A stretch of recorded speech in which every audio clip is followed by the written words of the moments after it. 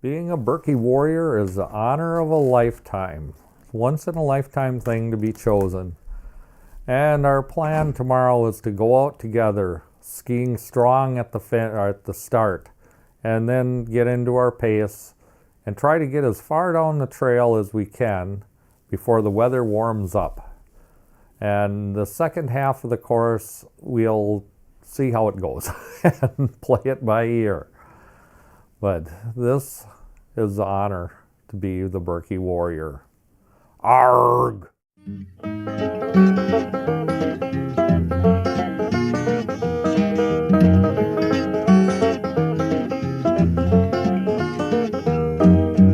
year was 1206, was a little Norwegian prince.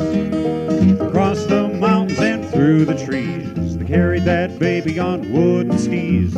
Civil War running wild, so the Birkebeiner saved that child.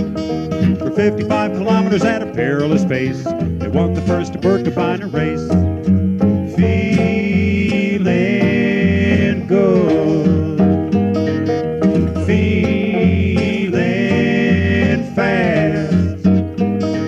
When I get to the end, gonna tell all my friends that I did it by myself. Doing the Birkebeiner rag. In Norway and Wisconsin, the race goes on. From Hayward to Telemark, they sing this song about the best in the world, about you and me, doing the Birkebeiner rag. Thousands of skiers and a marching band, they'll line the streets, they'll give us a hand. From around the world, they've come to see me do the Birkebeiner rag. Feeling good, feeling fast. When I get to the end, gonna tell all my friends that I did it by myself. Doing the Birkebeiner rag. Across the Namakogan, what a sight we'll make as we glide on over the Hayward Lake. Then it's double fold, make tracks, get up and go to Cordelop and finish at Double O. A long, hard climb up the Fire Tower hills. Test our wax, it'll test our wills. And when across that line, they're gonna cheer for me, doing the Birkebeiner rag. Feeling good, feeling fast. When I get to the end, gonna tell all my friends that I did it by myself. Do the Birkebeiner rag.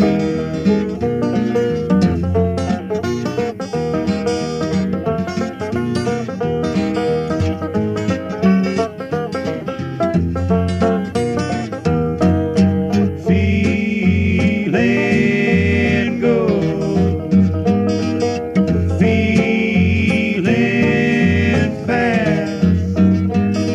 When I get to the end, gonna tell all my friends that I did it by myself.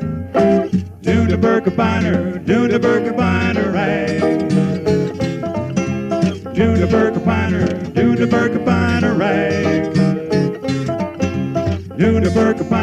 Do the Birkebeiner rag.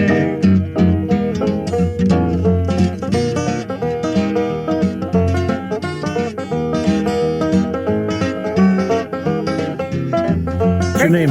Sasha. Virgil. Virgil. You guys enjoy yourselves, okay? 39K. You got it. My name is David Kedela. I played Svenville, one of the Birkie Warriors. That was my 30th Birkie that I completed in 2020, and I am 65 years old. I am Virgil, and this was my second Birkie, and I played the Warrior Torch. See? This little guy is Kalen Pickney, and he turned 1 year old when we skied the Birkie Warriors. He's 2 now, going to be 3. And he played Håkan Håkansson. That was his first Barna Birkie. Can you say your name? Say hi. Just wave. Say hi. And I'm Tasha Pickney. It was my 10th Birkie skiing. And I am 35 years old now. I always heard stories from my father about skiing. When he was a child, they skied everywhere around the fields, out to get the cows and everything. So we always had an interest in skiing. And I got my first skis when I was about Christmas, and we had just moved 10 years old. And the first time I skied down the hill, my ski fell off and just had a leather loop. And it kept going all the way down and into the trout pond at my parents' house. I had to run down and fish it out, but we never quit skiing. My brother and sister and I kept going down the hill over and over again. And then for a while, there was a downhill ski area close to my house. And I did some downhill skiing, and then they closed that. So then I got my first pair of cross-country skis. I was about 16 years old. And I started skiing then, and at the age of 30, I took and skied my first Birkie on a borrowed pair of skis. I got into skiing when I married into the family. I did a quarter lope bit, that's half a Birkie. And when I did my first Birkie in 2018, but then in 2020, I did the Birkie on wooden skis. It was my second Birkie. And ever since then, that we've been skiing every year, and it was a life-changing event. And the history behind what we represented was really neat. I have been skiing ever since I was 2 years old. With my parents, they got me out there and I skied Barna Birkies for years. Then I did the junior Birkie, and then I did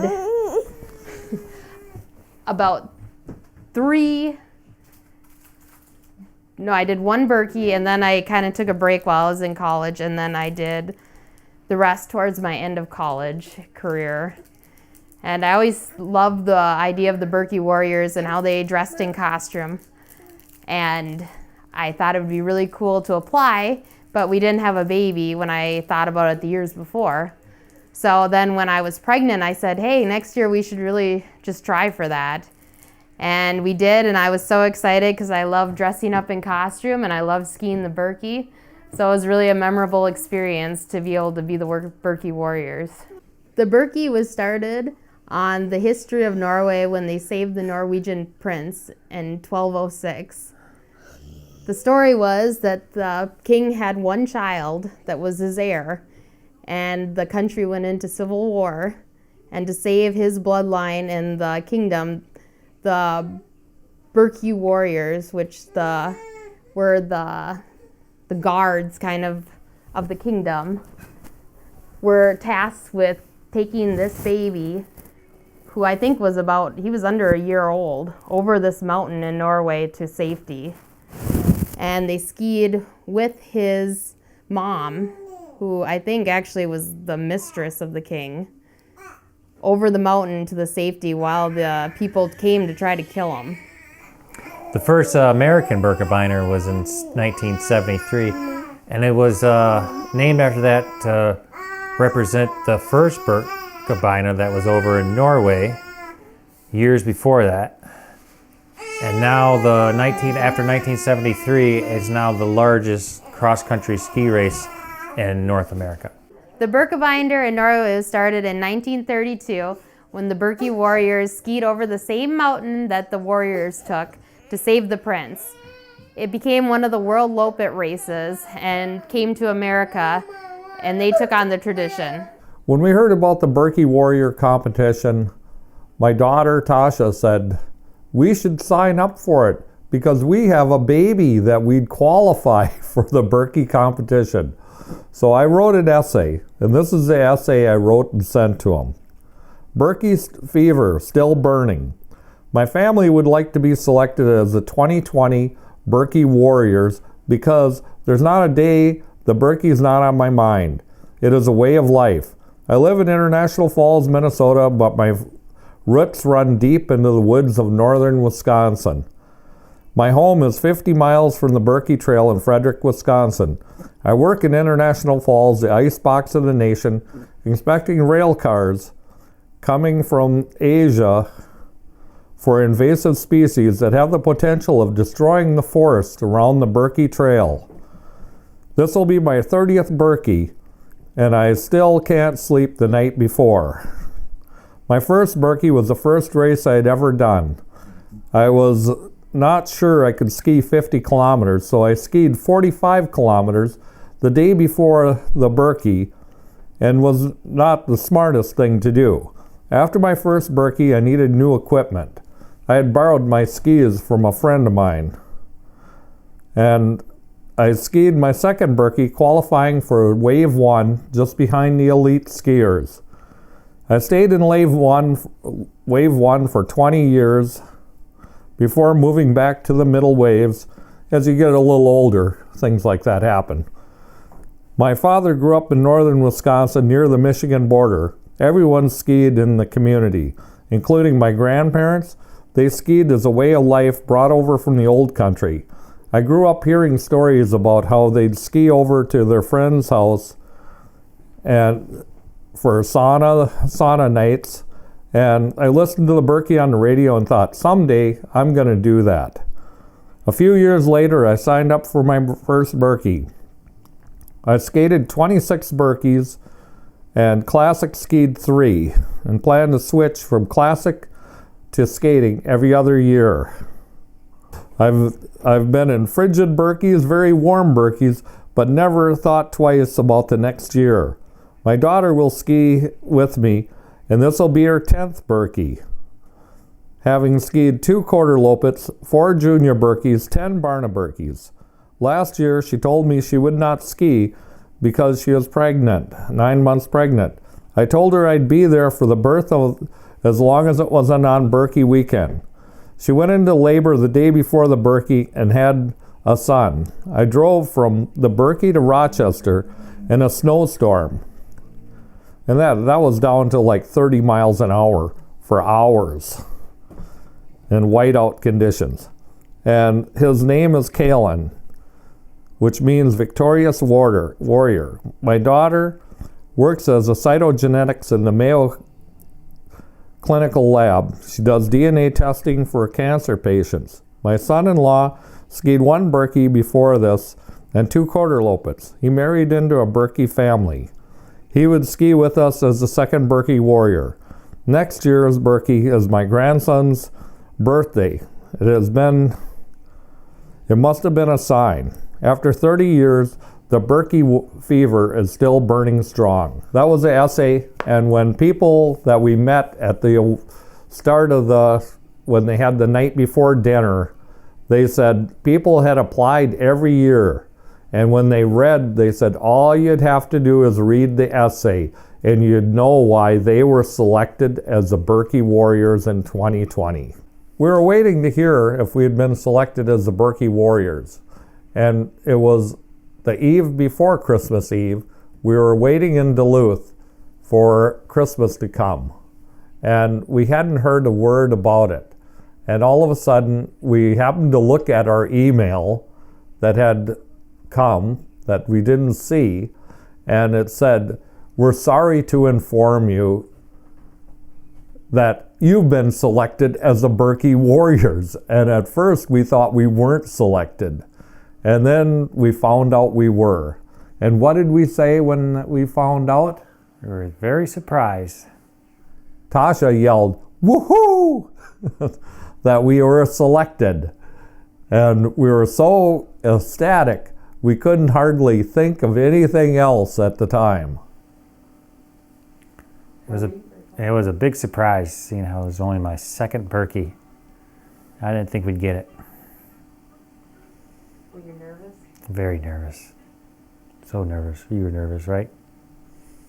Yeah, kind of thinking about what the role we had to play. 33 miles on wooden skis. And, costumes. you know, classic skiing on wood skis. I have never skied that far on a pair of wood skis. So it was like we were kind of thinking that, and in costume too, with a shield on my back, and I carried a warrior axe with me that we were thinking, what are we going to wear for costumes? And We ordered hats, so we all had Norwegian hats that duplicated the traditional Norwegian hat, and we ordered them on eBay, and we were waiting and waiting and wondering if they were ever going to come before the Birkie. They did show up before that, but we were worried about that. So when we started, we got to start before all the elite skiers, which are like Olympians and ex-Olympians and stuff. We got to start with this group that was, how many years had they skied? The Spirit of 35. Yeah, they skied the most Birkies, and it was 35 skiers only, right? Yes, to duplicate the 35 that skied the very first Birkie. So we got to start on the best track. Usually the track's kind of chewed up and stuff, and our skis, these wood skis, are quite a bit wider than normal skis. So we didn't really fit in the track, so that kind of slowed us down. When we took off, we had the discussion. We knew the temperature was going to rise, and we thought we have to get as far down the trail as we can before it gets warm and our skis slow down. And the wood skis, you wax a lot different than your newer fiberglass skis. You rub polar kick wax the whole length of the ski for kick or for glide, and then we had kick wax in the middle. And to start, our skis were great. What did everyone say? We were flying. What kind of wax you have on there? And that's the fastest Birkie Warriors we've ever seen. And we got to start with one of the guys that have skied the very first one. He was the only one left who had skied the very first Birkie and continues to ski it. What number do you think he was at? He was at 45. Wow. Yeah, so that was kind of cool. We got to see him. So we started, and we were kind of on our own because they all pulled away. And we got out there, and about maybe 5K, 10K, somewhere in there. Yeah. The leader for the classic came by, who actually won that year. And we kept up to him, or kept him in sight for a little while, and thought, boy, we're really going here. Yeah, and people came by and were congratulating us, and Virgil had the baby on his back, and I had the wax I was carrying in a leather pouch, and my dad had the axe and the shield. And what happened when you went down a hill and someone came by you? A friend of mine comes by, and he had started behind us. He hit his ski pole into the back of the shield. Hey, way to go, as he went by. And we saw several people we knew. Then we saw prior Birkie Warriors had talked to us as we went. And said this was a cool experience, and their kids were like 5 that were the baby. And it was such an honor, and they were so excited to see us out there. We probably saw about 5 or 10 of them that had been previous. And we had a goal of, they told us we had to finish in around 6 hours. We were at the midway point, and we were at about a 5-hour pace when we reached the midway point of the race. Our goal was 6 hours. But even at that stage, the temperature was starting to rise. And when we got to 00 Highway, it's a county road, the midway point, our skis were starting to slow down a little bit. We had great kick up the hills. What did you think of it, Virgil? It was a great kick. You love wood skis, do you? Yeah, we're the kick. And what did you tell us when we got to the halfway point? We could keep going. No, you told us we were going too fast. No, we could keep going. It was great. You said we were going too fast when we were in the lead, and then when you took the lead, you went faster than we were going. We were falling behind you. It was a great kick. And great glide, too. And we had bamboo poles, duplicating the original poles were not made of bamboo, but they were the ones that we had with our wood skis. But we had newer boots put on we had our good boots from Newer Boots with these leggings over the top of them and newer bindings. So we didn't have to wear the 3-pin bindings or the leather strap bindings. And when we were going further down, we were probably at gravel pit, which is probably 20 kilometers or 17 kilometers from the finish line. we put more kick wax because the temperature was rising. And that just made our skis slower than it did before. The winners had a great race, like record times for the 55K. What about going up that big hill? So, but we, as the temperatures got colder after we were slower, we slowed way down. As they got warm. Yeah, not colder. So our skis started to have no kick, and we had ice freezing on the bottom of ours, and Virgil was dying. We went up this hill rough. that they call Bitch Hill at 45 kilometers. We were 10 kilometers from the finish. And we went up that hill, and when we got to the top, we had to take our skis off because we had about 6 inches of snow froze to the bottom of our skis. And we had to scrape them together to get rid of that. And we kept going. We skipped the shots. The ski. A ski shot. A shot ski. Yeah. That they had at, that was right before. Yeah. That was probably at like 47K. Wasn't Yeah, that was before Bitch Hill. Or not 40, like 37. Yeah. We thought we didn't want to go that far. And we were the only warriors who didn't do it, they told us. Well, a friend of mine said he did it and got sick. So that was in my mind that I didn't want to have that experience. They gave us a hard time because we skied by and didn't take the shot ski. We had other people that were dressed up that said hi to us just for themselves. We saw the dinosaurs. People had dinosaurs. One guy had like a gladiator costume on, and we made their little videos. Remember that? Yes. At the start line, Tasha was interviewed for the Ski Planet by a European World Lopet girl that travels around to the World Lopet races, and she interviewed her, and it was on the Ski Planet website under the Birkie. So she got to mention about her son and the history.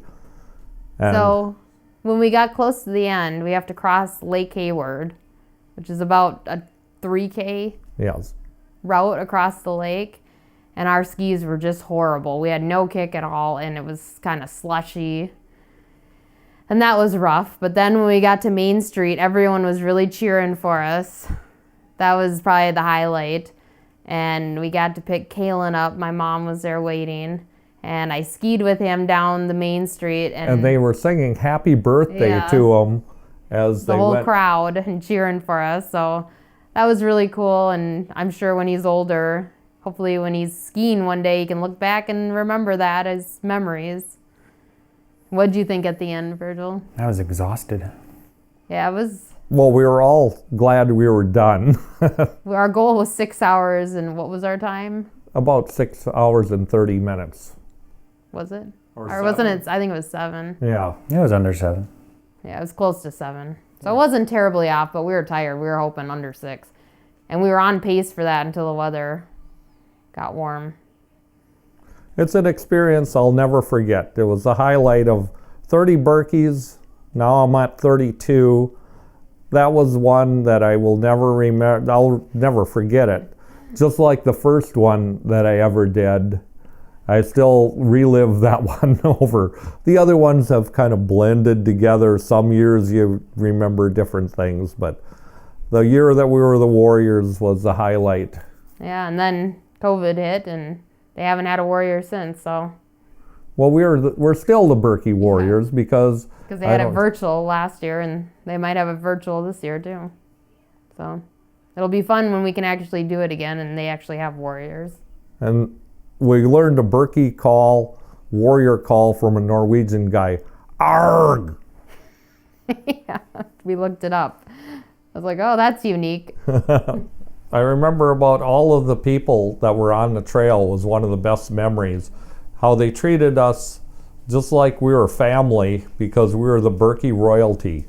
And even the friends of mine, when I asked them, could we stay at your cabin, which we always stayed at, we'd be honored to have the Birkie Warriors stay here. And they're all elite wave skiers. And the night after we got through, we were all treated at the house. They have a potluck dinner we were treated just super, and they all asked us about the experience and talk about it, because we all reminisce about what goes on every year, and they have different stories they tell. But ours were unique, being with the wood skis, and they treated us like we were special. Yeah, the atmosphere, it was great. Everyone was just friendly, and as we were dressed up in our costumes, we were able to share the history behind the race and the event of 1206. And a lot of people didn't know about that, and it was really neat. And then walking on the downtown Hayward, all the different events, and then the different shops going into dressed as the Warriors and sharing the story. Well, we went to Hayward we were there Wednesday for a dinner as the Birkie Warriors and met the previous year's Warriors. We were there Thursday for the giant ski they had and the Birkie. We skied in the Birkie in our costumes on our wood skis with all the kids that were sponsored by the Sons of Norway. And we skied along, and we had Kalen with us in the backpack, and they gave him a medal for completing his first Birkie. He has plans of doing his second Birkie. Now he's 3 years old and skiing himself.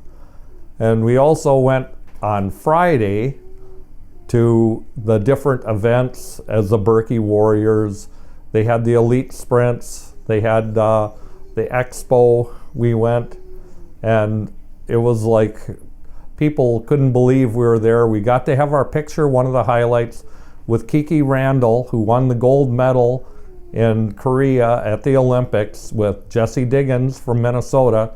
And she let us hold her gold medal and look at it, and we got a picture of her with us in our warrior costumes. So she even appreciated us. She was gonna ski her Birkie. That was her first Birkie that she was gonna ski. Oh, yeah, it was fun, wasn't it? When we came over because the bridge goes over the main highway, and we came over the bridge and we grabbed Kalen and we carried him to the finish line with a few thousand people on the street. It was pretty loud and neat. One of the highlights for me skiing as the Birkie Warrior was doing it with my dad. I'll never forget that, and my husband, but really with my dad. He got me into skiing, and I love him, and no matter what, I'll always have that memory even when he's gone. And I'll keep skiing the Birkie and always remember him when I do it. Another highlight was really finishing with my son and holding him. I really felt accomplished. I felt actually great at the end, surprisingly. And holding him and seeing him and having him excited to hear everyone cheering was great. And I think the last highlight was just having all these people talk to us, saying that we're, what was it, Inga and the Warriors, the rock band, and all these stories, and how we were doing so great and we looked great, and oh my gosh, how can you be doing this on wood skis? You guys are cruising and catching up to people on the hills. It was really neat. And I love doing it in costume because I love costumes, so that was kind of cool too, and it really didn't hinder me too much. So it was really neat. We were out skiing today in a snowstorm in Duluth with fresh snow flying and the wind blowing at about 14 degrees. We all skied, and we were training for our next Birkie. That'll be 32 for me. It'll be 11 for Tasha because she took last year off because she was having a baby. That's 2 babies now, and she's still going at it, skiing. I'm so proud of her. You know, and I remember when she was doing the Birkie and 2 years old skiing, and how much fun it was for her, and she got that medal, and she was just awe-stricken when she was crossing the line because there was people yelling and stuff. That was her first Birkie, and she had hot chocolate, Swiss Miss chocolate, and cookies at that first one.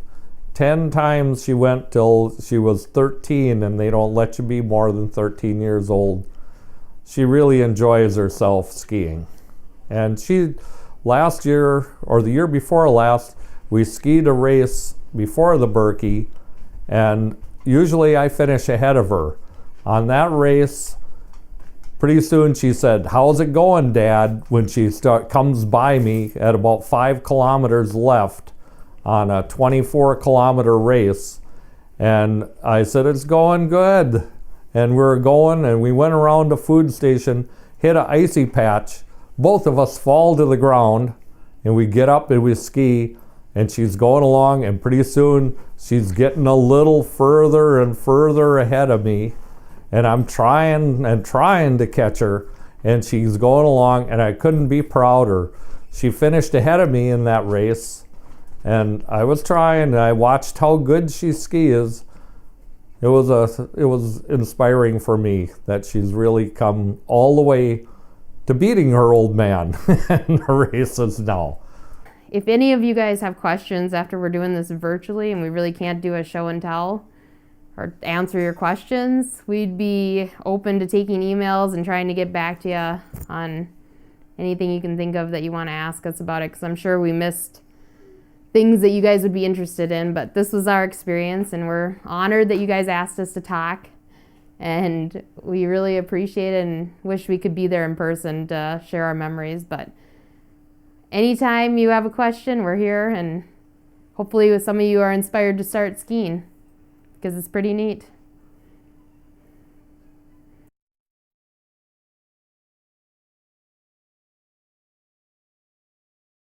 We're the Birkie 2020 Warriors. Inga, Torsten Torsti, Svenville.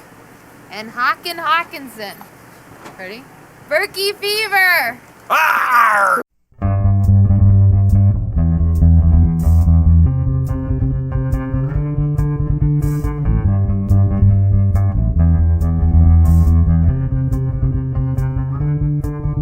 You can feel it on the rise.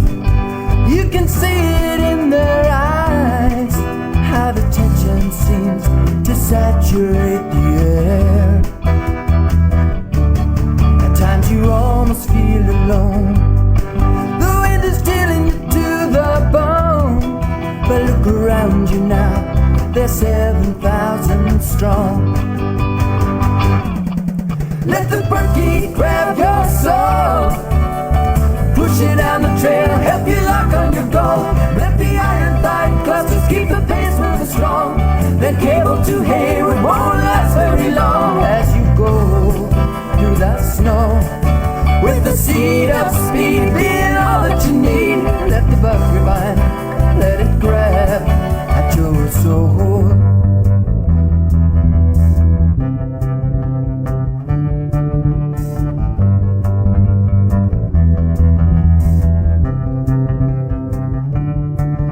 As the masses start to move, every skier tries to find his groove at a elusive pace that each one wants to wear. The uphills look so high, fire tower seeks to split the sky. But as you summit her, you'll sing your victory song. Let the Birkie grab your soul, push it down the trail, help you lock on your goal. Let the iron fight clusters keep the pace moving strong. The cable to Hayward won't last very long. As you go through the snow, with the seed of speed being all that you need. Let the Birkie biter, let it grab at your soul.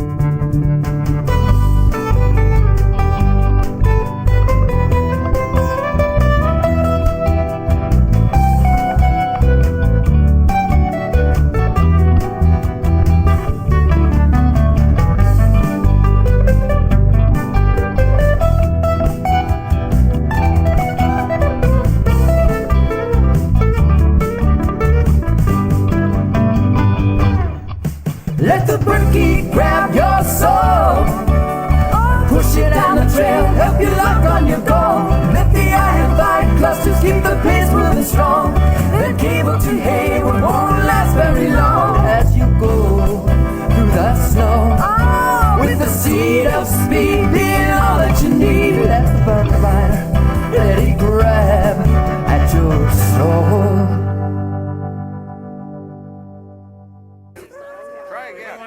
Try it one more time. You can do it.